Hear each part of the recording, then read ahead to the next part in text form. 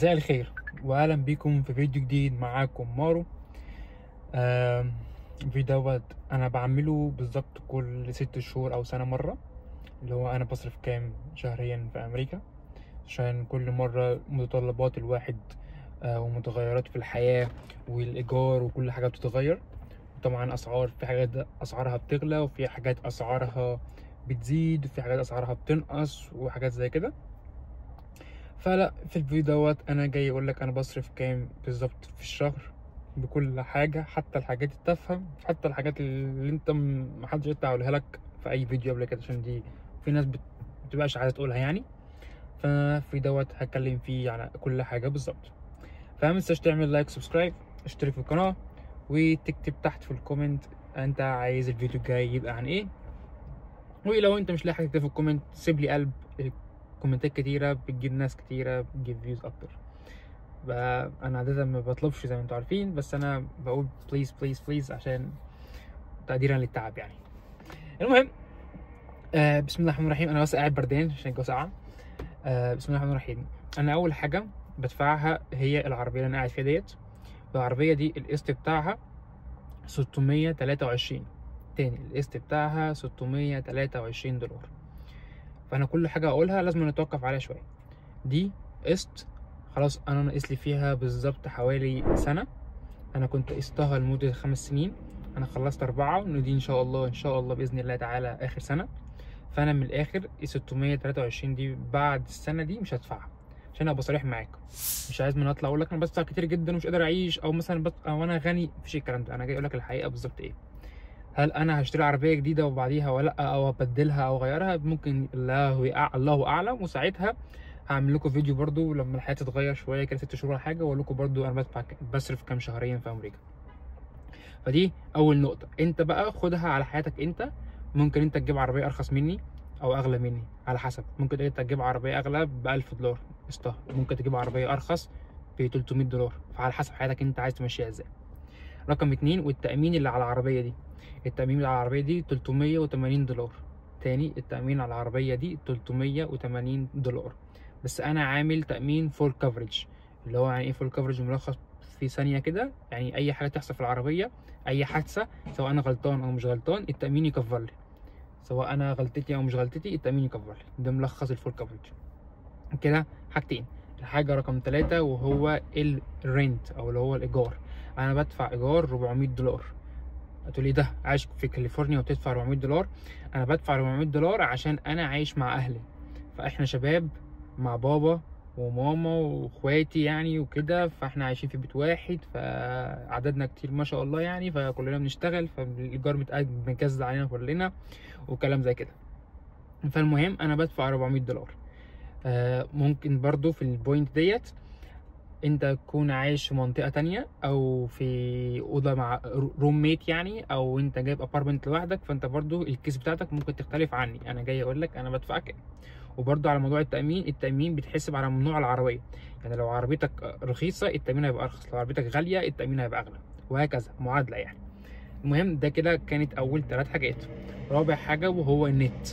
انا بدفع النت البيت بتاعنا، و4 تليفونات في البيت كلهم عندي، انا شايل مسؤوليتهم.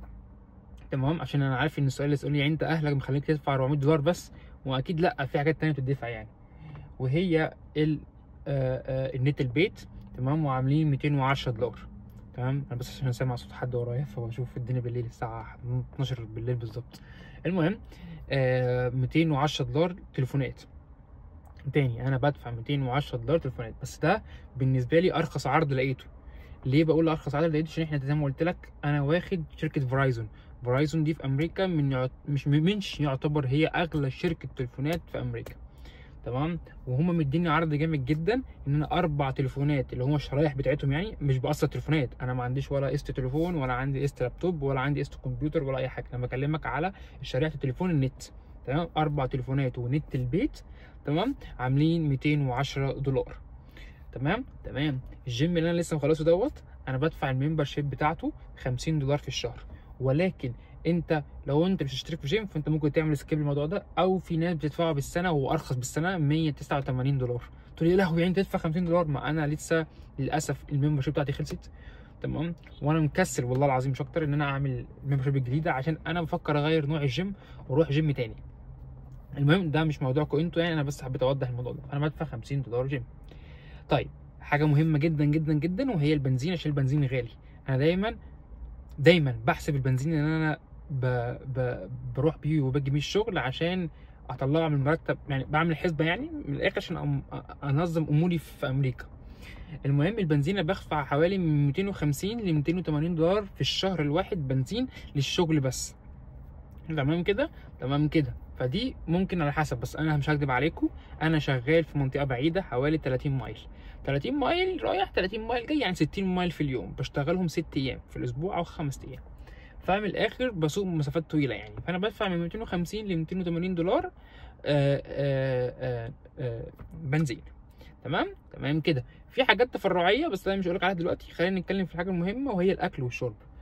انا اكلي وشربي مع اهلي، فما اقدرش اقول لك نسبه معينه، ولكن انا كمتطلبات شاب اللي هو مثلا بروتين، اكل صحي ببقى عايز اجيبه، فاكهه، مش عارف ايه، بصرف حوالي في الاسبوع 50 $60. يعني بعمل ايه؟ بروح وول مارت، بروح اي مكان، اروح جايب الاكل اللي انا عايزه انا للجيم. مثلا اهلي عايزين معايا حاجات مش عارف ايه، ملهاش علاقه بالاكل اللي هو بتاع اهلي، اللي هو الرز والفراخ والبطاطس والحاجات ديت يعني، والطماطم والحاجات دي. تمام. هتقولي طب الافرج بتاع اهلك كام؟ الافرج بتاع اهلي اللي هم بيعملوه بس احنا ما شاء الله علينا كده زي ما قلت لك، بيبقى حوالي 600 $800. تمام. في حوالي اسبوع ونص ولا حاجه. تمام. عشان احنا ما شاء الله احنا 5 في البيت، 4 في البيت تمام. انا نسيت عشان انا بس عندي اخويا عايش في مصر، فانا بحسبه معانا دايما تمام. فالمهم فاحنا 4 في البيت. بسم الله الرحمن الرحيم. استنوا يا جماعه، والله يا جماعه انا بجد مش همسح الحته دي. استنى، انا واخويا الصغير واختي وبابا وماما. يا جماعه احنا 5 في البيت، واخويا في مصر عايش 6 والله ما هشيلها في البيت تضحكوا معايا، انا بجد نسيت، يا نهار ابيض المهم فاحنا 5 افراد. تمام. بنصرف المبلغ دوت في الاكل والشرب حوالي اسبوع ونص ولا حاجه. تمام. والنصيحه مني موضوع الاكل، لو انت عايش في امريكا روح من كوسكو او كاسكو، في ناس بتقول كوسكو او كاسكو، ايا كان المكان دوت بيبيع بالجمله او مش بالجمله. يعني انت بدل ما تجيب علبه بيض ممكن يجيب لك 5 كراتين بيض مثلا بالشيء الفلاني بسعره كويس جدا جدا جدا يعني. تقول لي طب ليه الناس كلها ما بتروحوش؟ هو كل الناس بتروحوا، بس هو بس ليه ممبرشيب بتدفعها كل سنه، اعتقد $100 ولا حاجه، ولكن بتجيب منه الاكل كله بسعر كويس جدا جدا جدا جدا لو انتوا اسره يعني. تمام. وبرضه اعتمد عليها لو انت شاب لوحدك، تاني اعتمد عليها لو انت شاب لوحدك. تمام. انا في حاجات تفرعيه بدفعها، زي مثلا البرنامج اللي انا بعمل عليه مونتاج، عامل حاجه حاجه $30 وحاجات زي كده يعني مالهاش علاقه. ولكن السؤال الفني هنا اللي هو المهم، يعني انت كشاب دي الحاجات الاساسيه بتاعتك اللي انت بتصرفها، اللي هو انا بصرفها. تمام. انت بقى دلوقتي انا عارف هتعمل ايه، هتجيب الاله الحاسبه وتجمعهم كلهم وتقول التوتال كام وتنقصهم من المرتب وكده. طب قبل ما تعمل كده خليني انا اقول لك على حاجه هتريحك خالص خالص خالص خالص والله العظيم. المبلغ تكلفته $1988. تاني $1988 بصرفهم في الشهر. ايوه بالظبط زي ما سمعت كده، ولكن يعني نقول 1988 نقول ايه $2000 صح؟ فانا عارف ان انت تفتكرها غاليه، ولكن انا هقول لك الحاجات اللي محدش هيقولها لك والله العظيم. اولا التامين اللي انا ذكرته في الفيديو، تاني التامين اللي انا ذكرته في الفيديو. تمام. التامين دوت انا ما بدفعهوش بالشهر. تقول يعني ايه؟ يعني انا هو ده سعر الشهر بتاعي كل شهر، ولكن انا بدفعه كل 6 شهور. يعني انا باجي كل 6 شهور واروح مديلهم مثلا $1900 او $2000. تمام. وبعد 6 شهور ادفع المبلغ التاني، فانا يعتبر ما بحسش بيهم، فاهمني؟ يعني بدفع مره واحده وبعد 6 شهور انا تمام. فده ما بيتحسبش من الحاجات اللي انا بدفعها يعني ايه شهريا.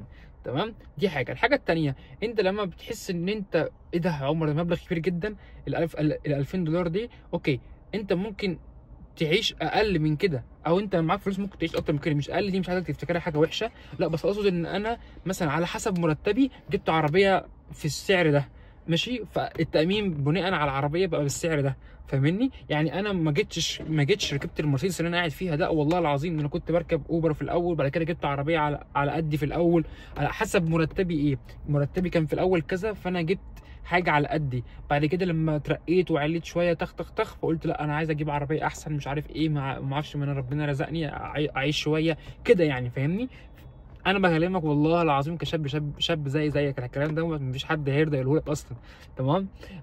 فانت ما تحسبش ال $600 بتوع العربيه بتاعتي ولا $380 اللي انا بدفعهم، عشان يعتبر دول لوحدهم $1000. فانت $1000 في عربيه، انت ممكن تفتكرني مجنون، او انت ممكن تعمل اكتر مني، او ممكن تعمل احسن مني وربنا يكرمك. بس اقصد اقول لك ايه، ساعات احنا بنبقى عايزين نعمل حاجات مش مشكله فلوس، انت مبسوط بيها، فاهمني؟ المهم يعني، فانت شيل منها $1000 دي، فانت من الاخر ممكن تبقى تدفع $1000 بس مصاريفك الشهريه، تمام؟ مصاريفك الشهريه دي $1000، ولكن حط في دماغك برضو انت عايش مع مين او كده.